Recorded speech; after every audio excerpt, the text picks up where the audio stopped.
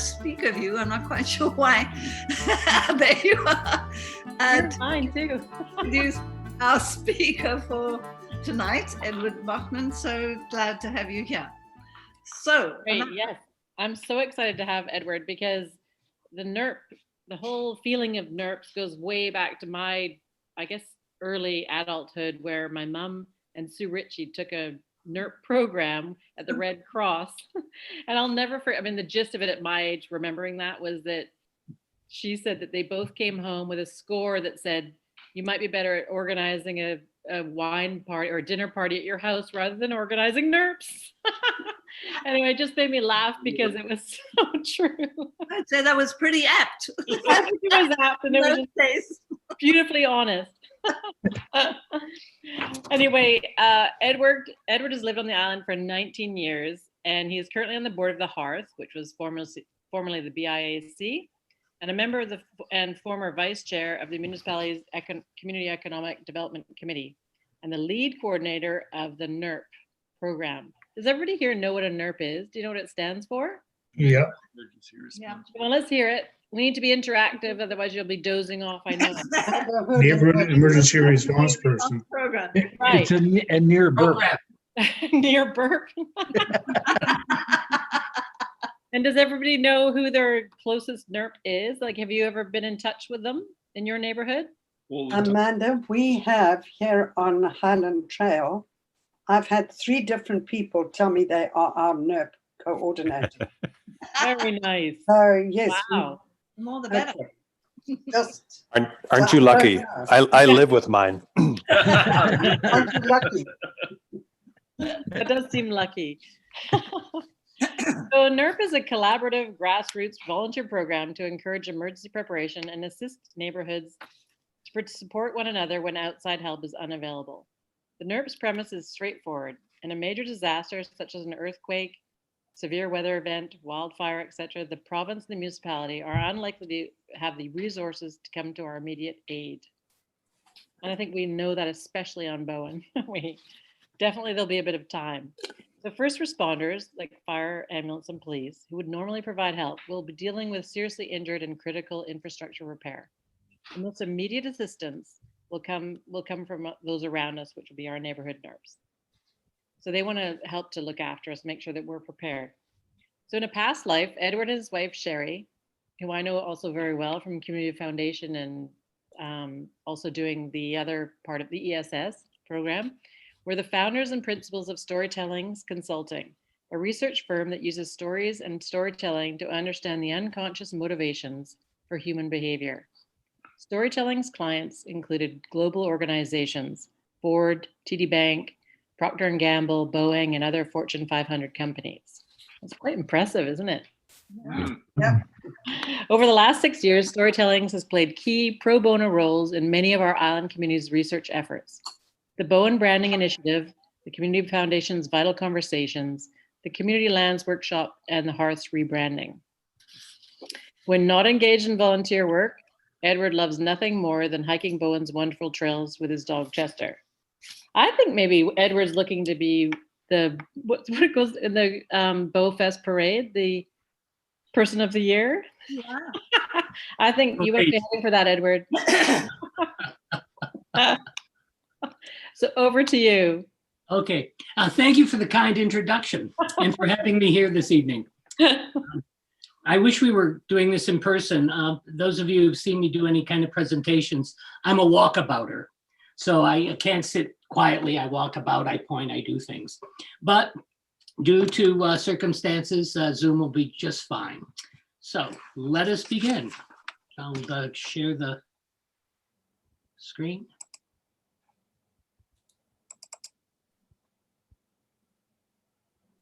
Whoops. Hello? Hi. We're looking at your Zoom screen, not I your see that. Yes, I PowerPoint. clipped that. Here we go.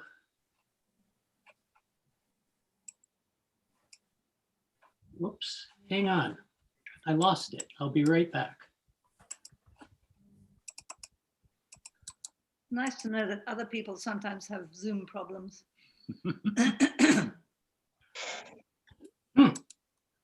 I spent 4 hours Very good. trying to sort out a problem with Shaw today. Only 4. That seems very good. Unreal. Did it get solved, Sheila? I think so. I lost my patience at the end. Boy, 4 Here hours. we go. 4 Sorry. hours. Yeah, 4 hours. That was a short one. Thank God he's not a doctor. Okay. Are you there? Yep. Here we go. Sorry about that. We did a dry run, and when I did, I closed it up by accident. So much for practice. Ta-da. So let's begin with the objectives. It's very simple. What I'd like to do tonight is to discuss how NERP and you, even if you are not an official NERP volunteer, can help in neighborhoods prepare and respond in the event of an emergency. Secondly, I want to increase the community awareness of NERP. The more Bowen Islanders know about NERP, and especially know about the need to prepare for an emergency, I think the better off we will be collectively. We're always looking for new volunteers, as you'll see in a few moments. And there'll be some time for question and answer and about preparedness, about the organization, about joining up, or anything you wish. Could I interrupt and just ask a question? Sure. On my screen, I've only got half of your slide. Two. Yeah. Huh? Really? Yeah. Yes, I don't have your full slide. I've got it. Let me. Me neither. Stop the screen share and start again, please. Okay, will do.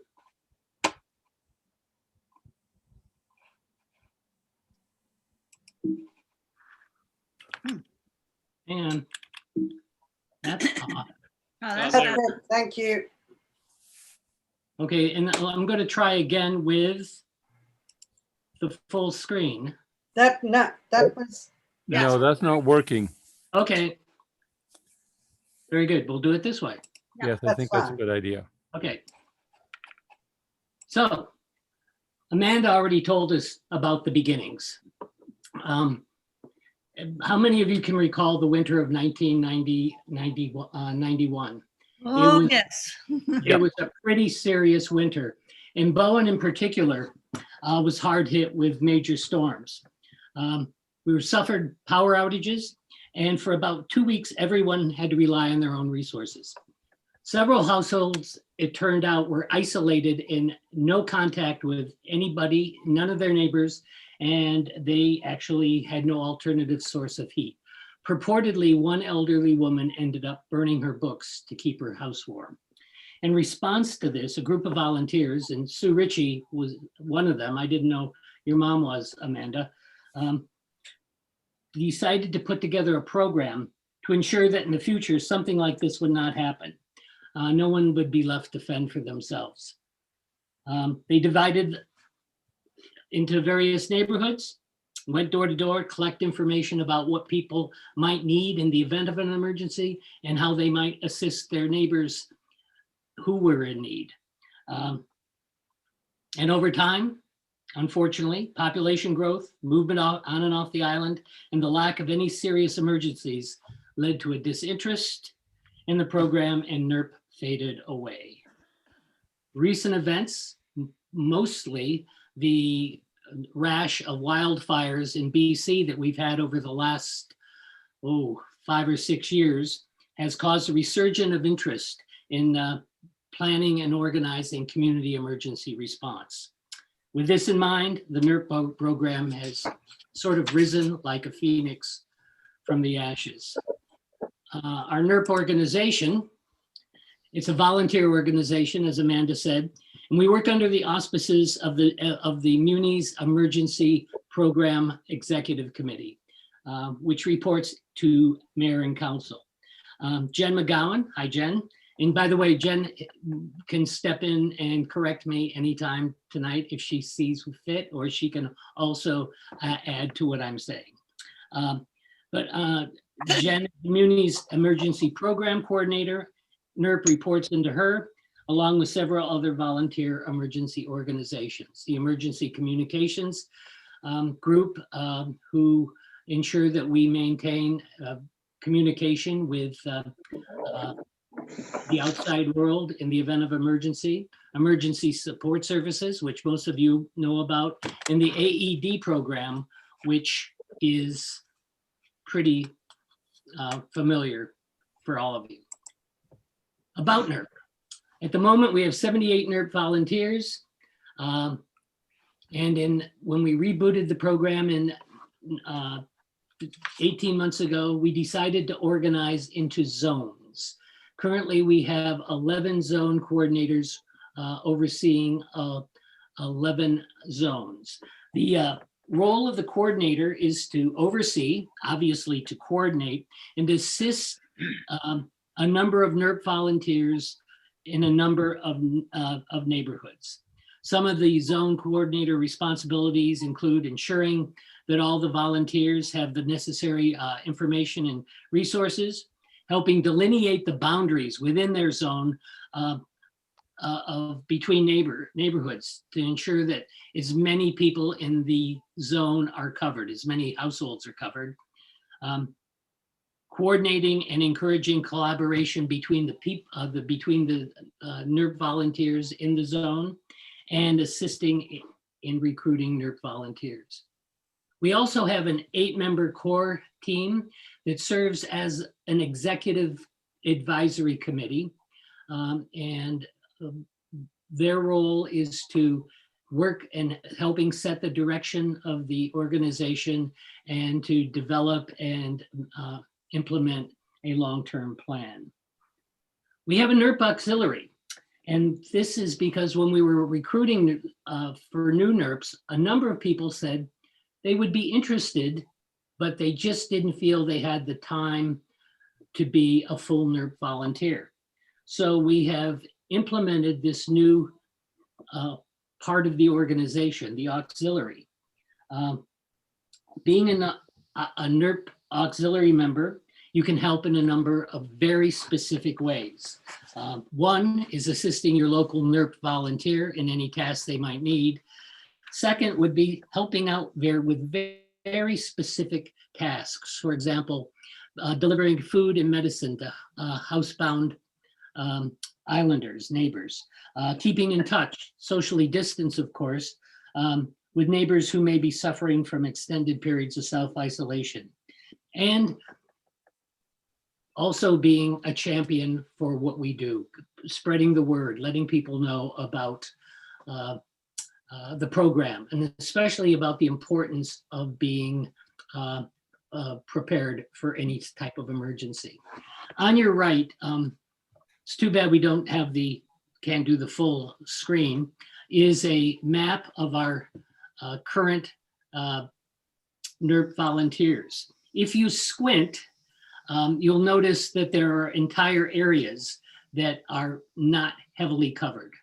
Tunstall Bay is one, South Island is another, Bowen Bay and Blue Water is a third, and Hood Point and Kates Bay are a fourth.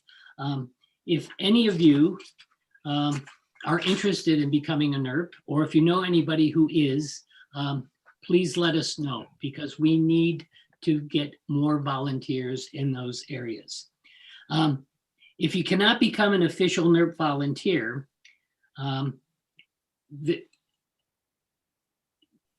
you can, well, let me put it this way. You don't have to be an official NERP volunteer to help. In fact, what we'll be talking about tonight, although is the roles and responsibilities of a NERP volunteer, is also something each and every one of us can do with our neighbors in our neighborhoods.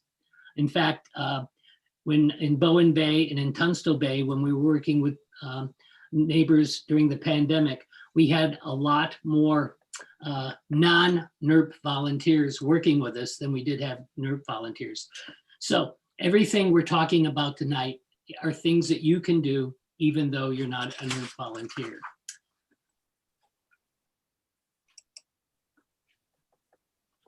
NERP volunteers. The foundation of what we do is based on volunteers. Without them, there'd be no NERP.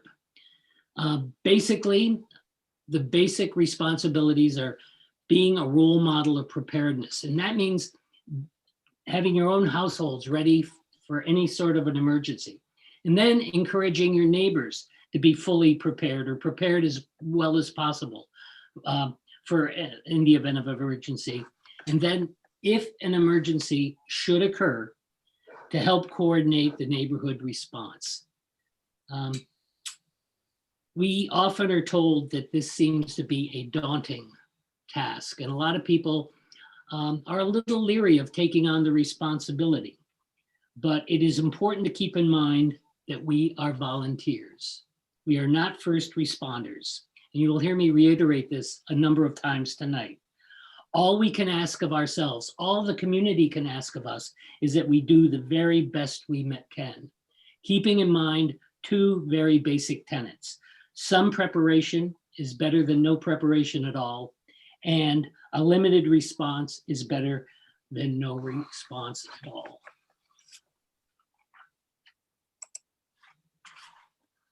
The primary responsibility of a NERP volunteer, as well as anybody who wants to assist in an emergency, is to not take any hazardous risks that could lead to injury or death.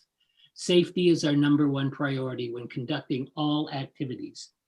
And that also includes making sure that your family is safe. So are you safe? Is your family safe? Those are your first two priorities.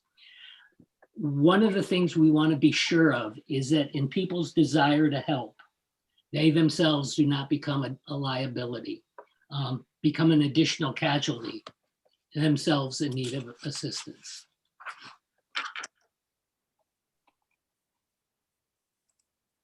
Know the risk.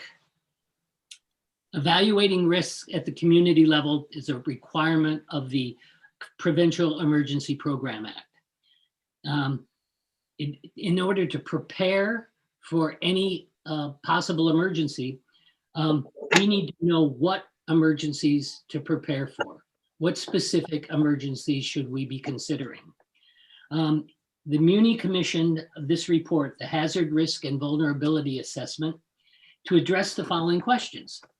What emergency situations are most likely to affect Bowen or our surrounding region? How severe will that impact be on people, on our infrastructure, on our property, on our environment, even our values? And what risk reduction strategies can we implement to ensure that everyone is safe and that we can return to normalcy as quickly as possible? By the way, this document is posted on the Muni Emergency Program webpage. I encourage everyone to read it. It's actually quite interesting and it's very informative. So, island-specific risks, obviously wildfire. BC is experiencing more and more wildfires, and I think we can expect to see even more as due to climate change. Earthquake. We live on the Ring of Fire, a geographical area that is extremely seismically active. There's geological evidence coupled with indigenous and oral traditions that show us that in the past, this area has been prone to very, very large, very, very destructive earthquakes. And the evidence strongly suggests that we are overdue for the big one. And it could happen tomorrow or in the next 100 years, but it will happen and we have to be prepared for it. And then there's pandemic. Or extended power outage. This is less of a risk today than it was 20 years ago, but it's still a distinct possibility. A major earthquake, a wildfire could leave us without power for days, maybe weeks. And without power, we would have very limited access to our current modes of communication. Social media, email, cell service, et cetera, et cetera. And finally, there's pandemic. Although it was identified in the risk assessment document, it was not considered as one of Bowen Island's top risks. Current events proved otherwise. And one thing about this that's interesting, this was our NERP's very first emergency response. We managed okay, even though we were not fully prepared for the event at all. However, we did learn one lesson from this, and I want to share it with you. Bowen Islanders who had prepared their household for an extended power outage or a major earthquake were in a much better position to handle some of the uncertainties of the pandemic in the early months. Questions about availability of food, medicines, other essentials, toilet paper. So being prepared for earthquakes, being also put you in a position where you were better prepared for the pandemic. The big picture.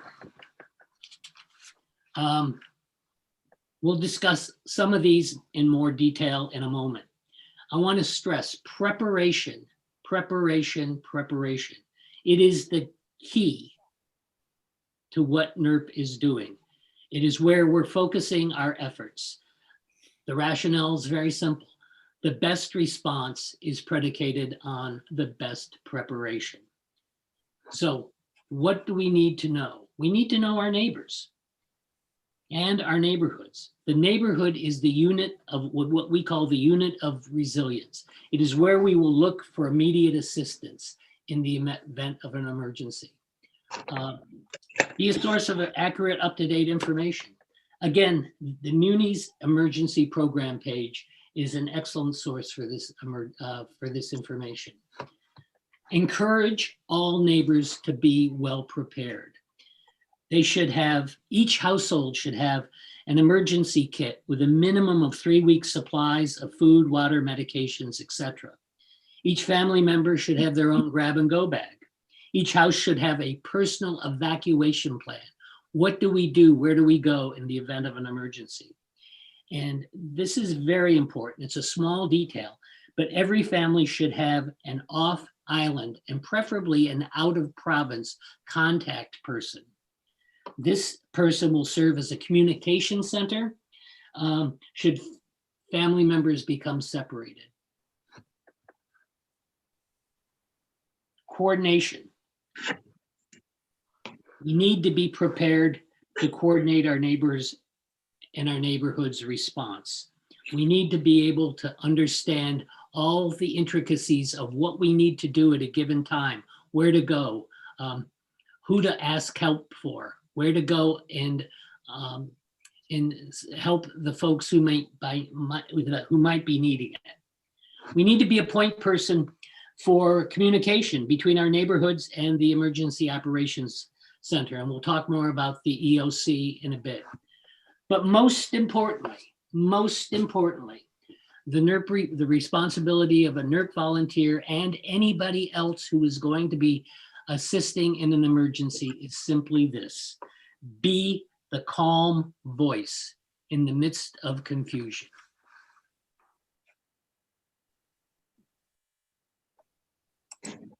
Knowing our neighbors. They may be our only source of assistance for long periods of time. So it's important that we know how to contact them. Email, landline, cell phone, social media, address, street numbers. We need to keep this information up to date. We need to know who might need help. Obviously, we can think of those who are more vulnerable, the elderly or the mobility impaired, but also there's other people who may be less obvious in need of assistance. For example, a single mother with a small baby, or a family with a large family with lots of kids, or somebody who is struggling emotionally, and a crisis of any kind can be devastating. So we need to know who might need our help. Who has special skills? This is very interesting. Who knows first aid? Amanda?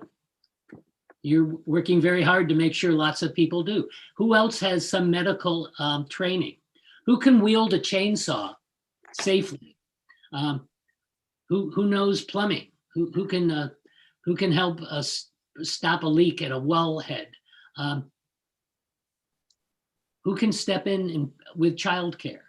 Who in our neighborhood can we call on? Who has the special skills to help in an emergency? People who we can count on to step in and help us. And also there's equipment, materials. Who has the chainsaw? Who has generators? Who has fuel? Who can provide lodging? Who has a 4-wheel drive? These are all things we need to know about each other and our neighborhoods, because when an emergency happens, we're going to have to be together. We're going to have to coordinate our activities and be very efficient in the way we do things.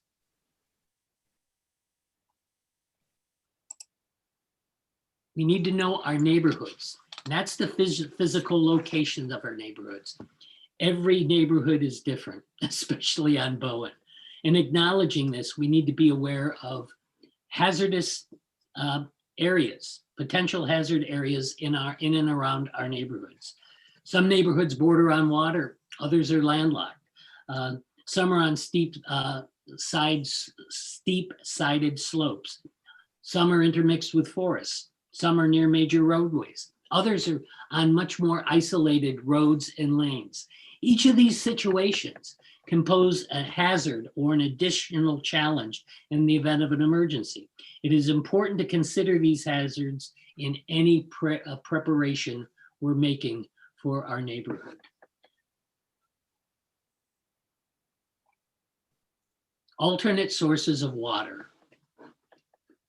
Accessibility to an adequate and water supply is critical to health and well-being of our neighborhoods. Households with electric wells will obviously be without water. People on Cove Bay, they may have problems. Water mains may be broken or damaged. Water pressure may be very low. There may be no water at all. Hydrants might be dysfunctional or completely useless. And when that happens, we have lost our ability to prevent or suppress fires. And knowing these places, knowing where water sources are, again, before an emergency occurs is very critical. Evacuation options. Some emergencies, such as wildfire, we're going to have to move. We're going to have to move a number of people possibly. Bowen does not have a ring road. This means that in the event of a road closure, significant areas of the island can be cut off. Your neighborhood could be cut off. My neighborhood could be cut off. If the road between the neighborhood and the cove was unpassable, what would be an optional evacuation route? What would be most accessible, safest, quickest way to get from the neighborhood to the cove? Is it passable by car?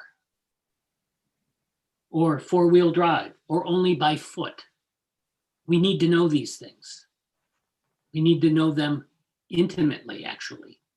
And and where's the nearest beach? If there's a wildfire and we're blocked and evacuation routes are blocked, we have to know how to get to the nearest beach.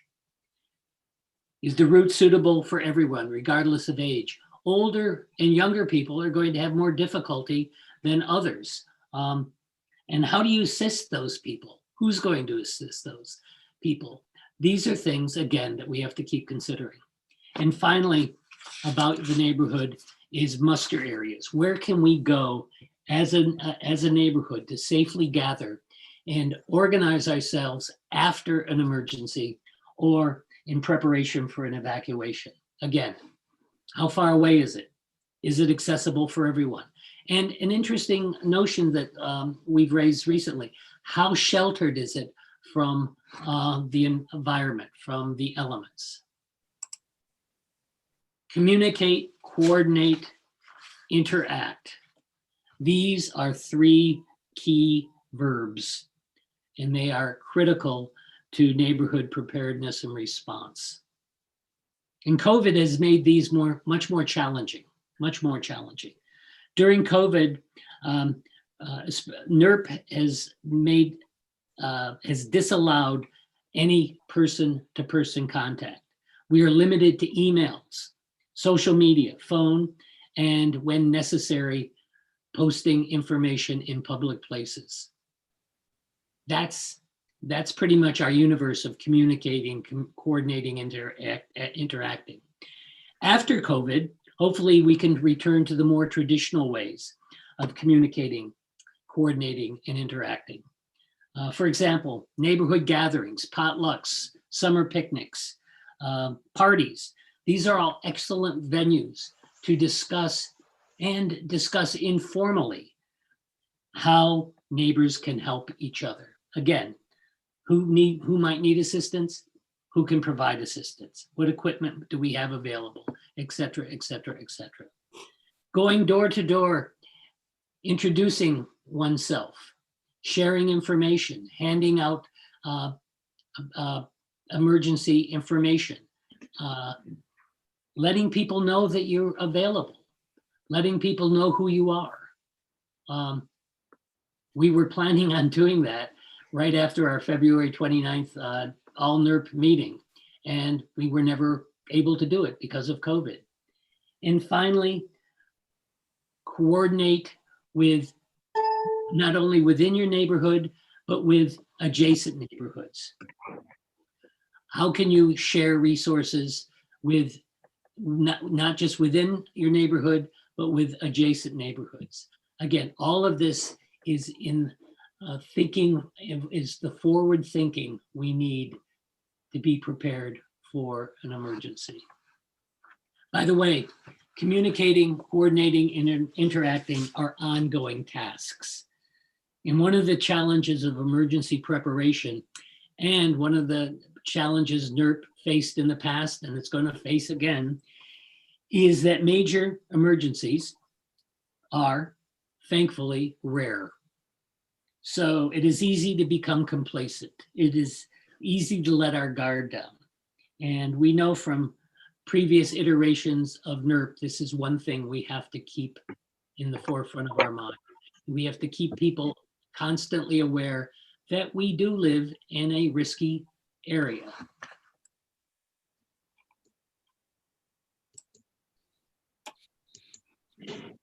And when an emergency happens,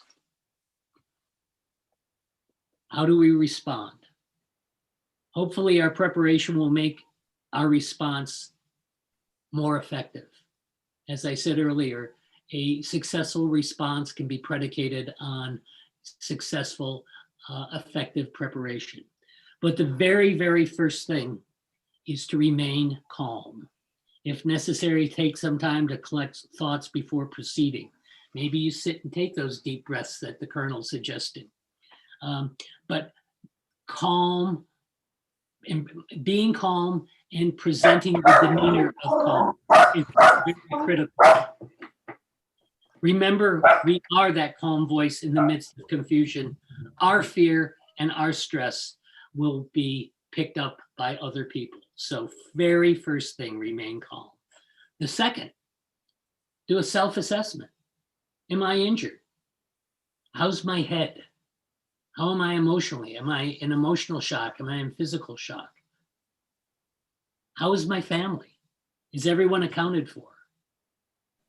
If not, is there a way to contact them? These are all very important things to do before we even try to be of assistance to other people.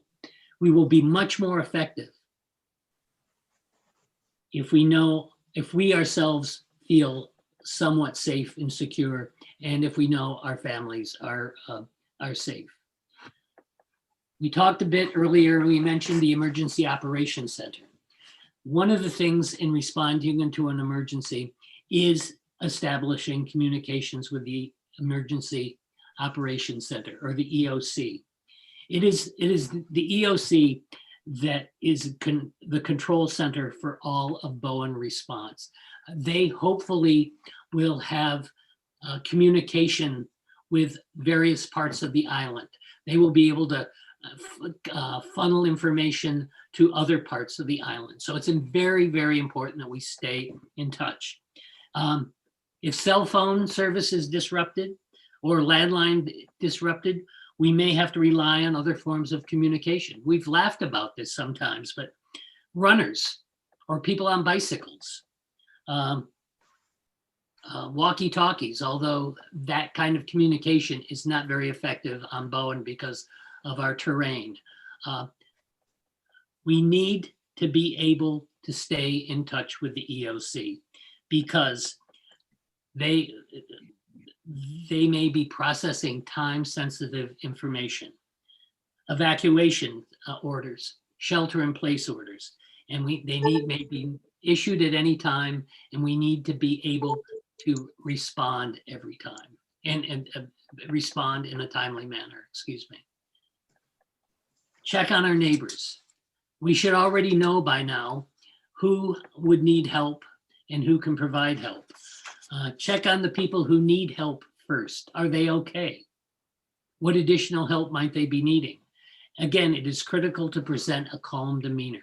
It will help everyone stay calm. And this is a time when we call on our neighbors with specific skills. The first aid expert, the plumber, the chainsaw SAR. It's time to mobilize them, to coordinate their activities.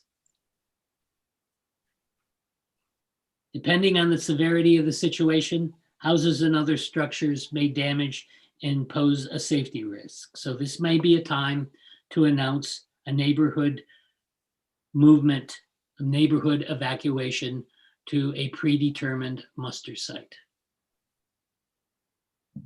And then we have to assess our local infrastructure. We'll probably raise havoc with our roads and our communication system. Any emergency, but whether it's a wildfire, an earthquake, or an extended power outage. We need to know where the downed power lines may be because they present a special hazard. And it's critical that we do a quick assessment of the infrastructure in our neighborhood and pass on that information as soon as possible to the local authorities.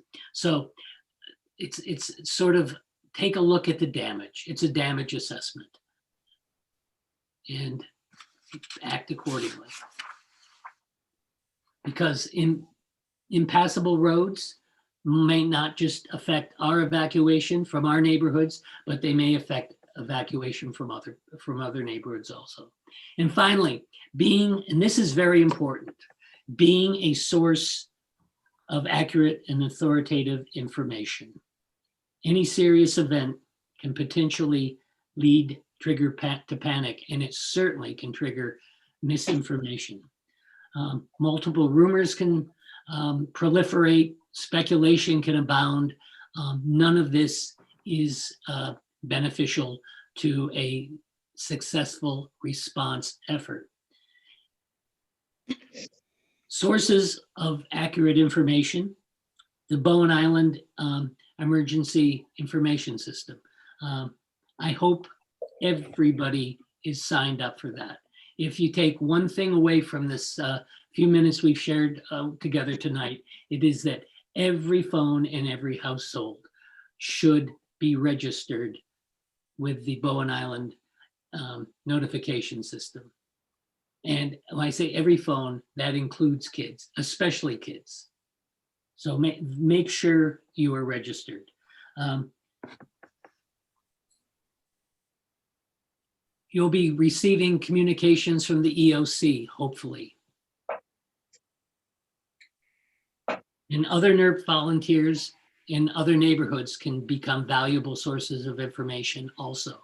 But it's important that we maintain the sense of accuracy and the sense of timeliness. And we don't react to the latest news, the latest speculation. So the key word two words are authoritative and accurate information. So, as I said in the beginning, some people would listen to this and they'd just be, oh my God, who can do this? I can't do this. And again, and want to repeat, all that the community can ask of us, all we can ask of each other, all we can ask of ourselves is do the very best we can. And if you do something, it's better than not doing anything at all. I want to take time now to change gears a bit. Because of COVID, we needed to find ways to communicate with our neighbors who were not digitally connected to the world. Impromptu homemade signposts popped up all over the island as a way to post information. It was pretty old school, but it worked. And this is where COVID may have had a silver lining, because it illustrated in a very, very limited way what might happen in a major emergency when our traditional communication systems are not functioning, when we have no electricity, when we have no internet, when we have no cell service. So the NERP kiosk project was conceived. We received a $15,000 resiliency grant from the Bowen Island Community Foundation. And it's a partnership between the Community Foundation, municipality, and NERP. Up to 10 information kiosks, and that's what they're going to be at the moment, are strategically located across the island. We want them to be in well-trafficked areas by foot and car. Mailboxes are ideal. Muster zones, gathering zones are also ideal locations. Our first one is built and 90% complete. We thought it was complete, but we're going to do a little design change and add sides to it for more room for posting notes. There's more to come. We're going to begin building again next spring. Our goal is to have at least 7 or 8 in place by next fall. And by the way, volunteer builders are appreciated. We really don't know where this originated. One of our NERP zone coordinators spoke in February at the February meeting about an emergency hub function. And somehow the Community Foundation caught wind of this, and they would really like to fund transforming the information center function of the kiosk to an emergency hub. And this would be very, very fundamental, but ideally we would have in a locked locker or a locked bench box, first aid kit and a first aid manual, emergency manuals, possibly a pop-up tent to be a shelter, possibly communication devices, and possibly lighting devices. We would like to have an AED on or near each emergency hub, and we are looking into having solar paneled chargers for phones and tablets. So that's a little bit different than the NERP experience, but here's where we're thinking of building these kiosks. We have building permits for 3. Eagle Cliff will have a 4th, and we're partnering with the Eagle Cliff Community Association. We're looking at Queen Charlotte Heights, Deep Bay, Mount Gardner Hikers Trail, and Tunstall Bay. So we've got funding for up to 10 kiosks. We think with our current budget, we'll be able to do 7 or 8. And I would be remiss without identifying and acknowledging the organizations that have already been helping us and have played a major role in the building of the first kiosk. Of course, the Community Foundation, the municipality, Tectonic Architecture, Robin Fenton's organization, Bowen Island Properties, Torrent Engineering, Coastal Mini Excavation, and Alderwood Farms. We were able to buy in bulk, so we've got all our materials stored under cover up at Alderwood. And then there's the people. Jen has been driving this and been our advocate at the Muni. Judy Getty has been a project manager, and she has managed details large and small and managed them extremely well. Doug Nash is our lead builder. He built the first kiosk. He probably did about 70% of the work. Of course, Robin Fenton, John Ritchie, Gary Ander, and the rest. So close with a little thank you. Questions? Does this make sense? It certainly does. So this is what NERP does. These are our roles and responsibilities, but everybody can do exactly these things. So any questions? I have a quick question, Edward. As a NERP volunteer, we've had some new people move into our neighborhood. What should I be doing in these COVID times to kind of introduce myself or to hand them over some information? What do you suggest? Well, do you have any contact information at all about them? Telephone numbers, No, names? I will need to go and knock on their door, I guess. This is, I think we err on the side of caution. Two things we have to remember. One, that primary responsibility is safety. We have to do and be very safe with everything we do. But secondly, not only do we have to be safe, we have to look like we're being safe because we're modeling the behavior we want other people to follow. So it might be somewhat safe to go door to door,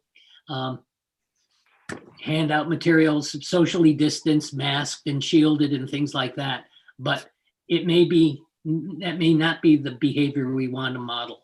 I would look at other ways to get information. Do you know the names and the contact information of the neighbors who live near them, these new people? We are pretty much the closest, and I don't think anyone in our next door know. No one knows who they are. They only moved a short while ago. Well, here's an idea. We have this kiosk, and it's right next to the mailbox. If you wanted to print up a big sign, welcome to Miller Road, if you are not aware of the neighborhood emergency response program, and please contact whoever. Could be you, Hillary. We're going to have Sue and Doug's phone numbers up there all the time because they're the ones who can coordinate with the NERP volunteers. But that may be the way to do it. Yeah, then they're up there already. But anyway, so I don't really need to do anything more than that.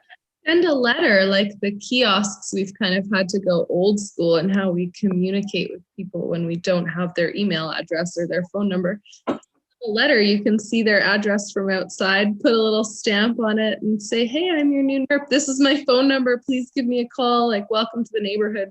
I think right now, just because the rules are so strict around socialization and social visiting and visiting in yards, it's not really the appropriate time to go knocking on people's doors to introduce yourself. But I think that there are other ways of doing it that are potentially safer and respectful of the current regulations and the current pandemic situation that still let us like reach out and say hi. And I think it's really important to welcome newcomers to the island, especially right now. It must be such a difficult time to move to a new community. I would love to get something in the mail, and somebody's address is something you can see without ever talking to them, hopefully. So maybe that's an opportunity as well. Excellent idea, Jennifer.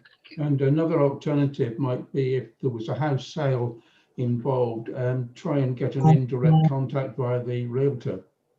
Oh yeah, that's an idea. Say again, Peter? try and get an indirect contact via the realtor that handles the sale. Yes. Or maybe even just leave a letter by their front door. Yeah. Knock, knock, and run. Must know. Okay, thank you very much. Any other questions? I guess I wanted to add, after that storm, we moved to Bowen the summer of 1990. And after that storm, and this is 30 years ago, right? Our house was to be a safe house, and we were very involved with the NERP and stuff like that. And I don't know who anybody right now involved in Blue Water, but Jane Higgs was kind of the person that was really involved with it, and she's retired. And I'm feeling like, yeah, I've kind of retired from the being a safe house and that stuff too. I think I can barely negotiate my own house by myself, forget having a group of people in. But it's like, you've reminded me of, oh yeah, we were part of all of that and very conscious of it. And it's like, 30 years later, I kind of slid a little bit. So thank you, sir. Well, you'll be hearing from me. Okay. Yes, we have chainsaws. Yes, the 4-wheel drive. Lots of food in freezers. Yeah, we were a very good idea for a safe house, but we're old now, you know. Well, my father made a point of always saying that old age is a privilege allotted to only a few. And yeah. But it's like you reminded me of, holy smokes, we were so involved with all that kind of thing. And you're right, it just kind of slid. Can I ask a question? Sure. Well, I'm trying to figure out, it used to be Sonia Usmani, who was the NERP in this area. Yes. When we were installing AEDs, she would come and give a talk to the local neighborhood about it. But is she still involved? Yes, she is. She's very much involved. Okay, thanks. Would she be the rep for Bowen then? For Blue Water, sorry. Yeah, well, I think we've got 6 people in Blue Water and Bowen Bay.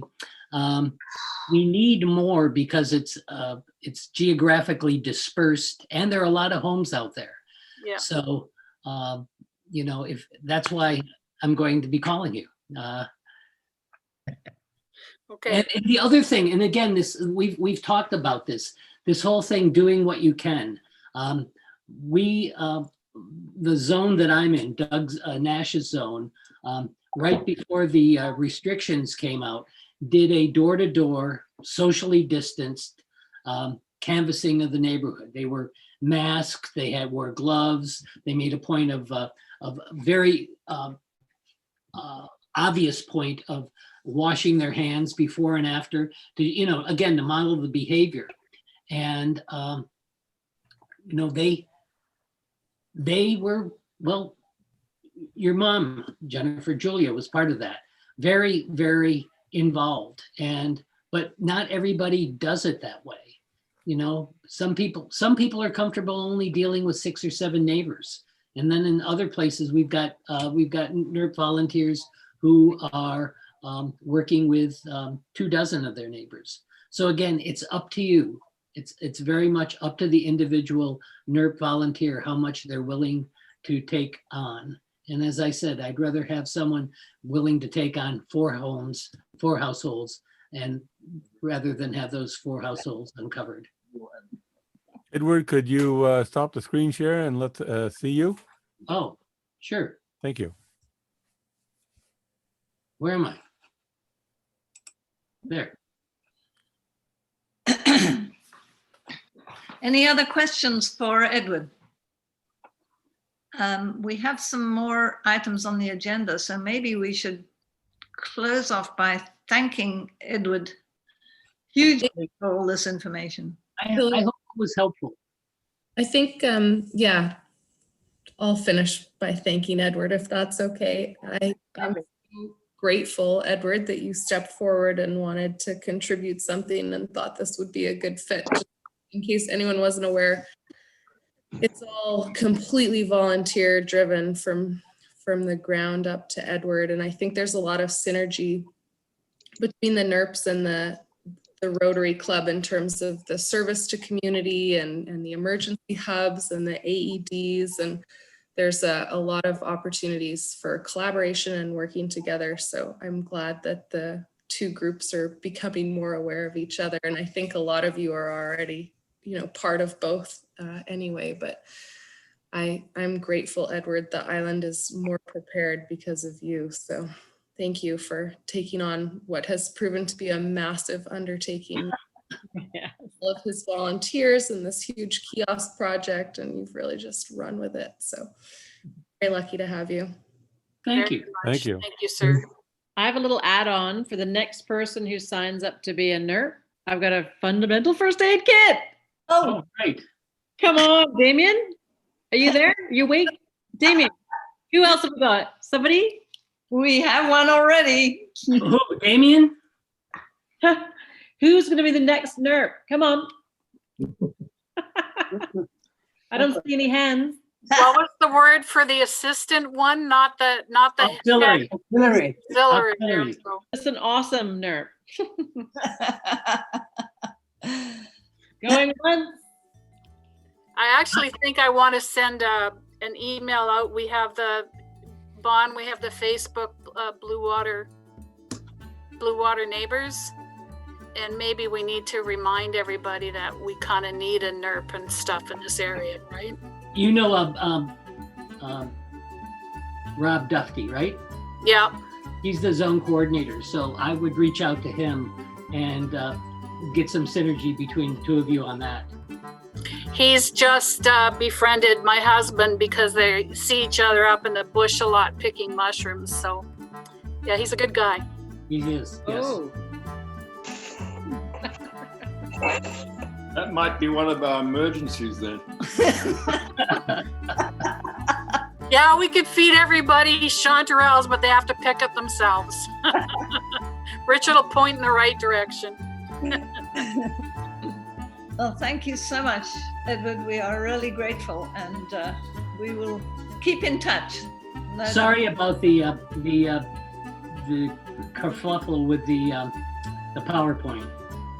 No problem. Oh, it was your first picture of the snowstorm. That was perfect. You got us right back again. Don't worry about that. Okay. Thank you. Everyone stay Thank safe. you. I'm Thank you. going to go and have a glass of wine and dinner. Good idea. Oh, wow. Yeah. Yes. Bonsoir. Thank you very much. Thank you, Edward. Thank you. Bye-bye. And, Bye.